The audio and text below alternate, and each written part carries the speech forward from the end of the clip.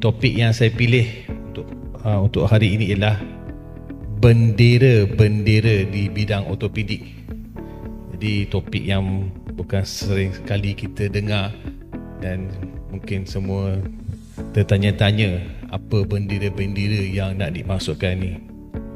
Sebelum tu kita lihat dulu apakah fungsi bendera di mata Islam. Kita lihat bendera negara kita. Bendera biasanya akan melambangkan sesuatu mengenai masyarakat dan negara tersebut.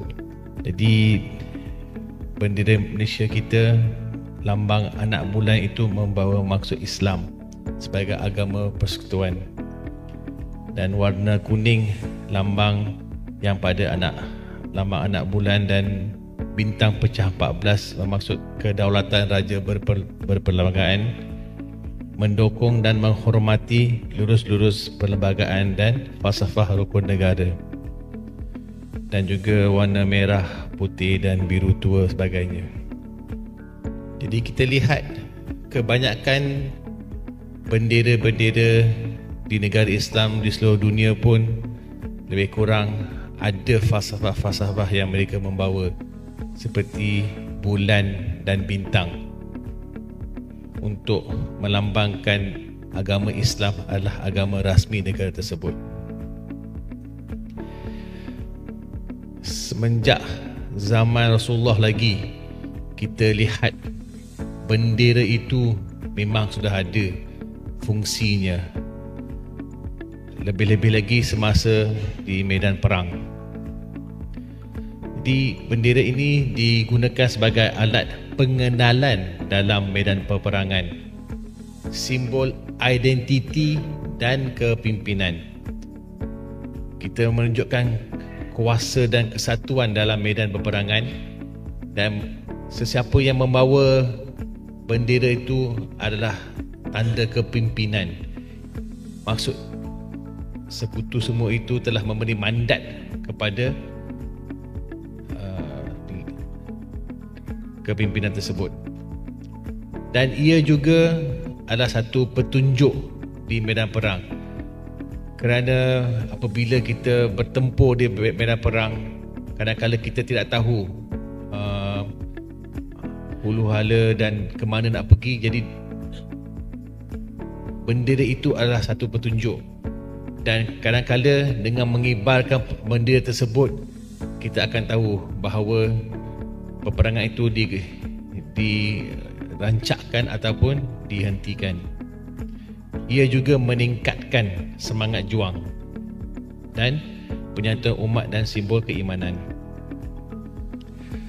Jadi panji Nabi Muhammad SAW, maksudnya panji Rasulullah SAW berwarna hitam dan benderanya liwah berwarna putih. Tertulis padanya La ilaha illallah Muhammad Rasulullah. Dan ketika peristiwa penaklukan kota Mekah, dicatatkan bahawa Rasulullah SAW memasuki kota Mekah dengan membawa bendera al-liwa berwarna putih. Daripadanya Jabir bin Abdullah radhiyallahu anhu katanya, maksudnya bahawa Nabi SAW memasuki kota Mekah ketika peristiwa pembukaan dengan bendera liwa berwarna putih. Jadi panji Rasulullah itu berwarna hitam dan benderanya berwarna putih. Jadi Ar-Rayah adalah panji Rasulullah, diberi nama Al-Uqab, berwarna hitam dan berbentuk segi empat. Ibnu Hajar Al-Asqalani mengatakan telah dinyatakan bahawa Rasulullah SAW memiliki sebuah panji yang bernama Al-Uqab. Panji itu berwarna hitam dan berbentuk persegi empat. Ditulisnya La ilaha illallah Muhammad Rasulullah berwarna putih. Adapun pada rayah yang berwarna dasar hitam, tulisannya berwarna putih. Al-Liwa pula adalah bendera Rasulullah dengan warna putih. Dan dari Ibnu Umar, beliau berkata, tatkala Rasulullah SAW memasangkan benderanya, beliau memasangkan bendera liwa yang berwarna putih. Jadi bila liwa yang berwarna dasar putih, maka tulisan itu berwarna hitam lah. Jadi kita sekarang tumpukan pada apakah bendera-bendera yang kita nak dimaksudkan di dalam bidang ortopedik. 3 bendera sahaja.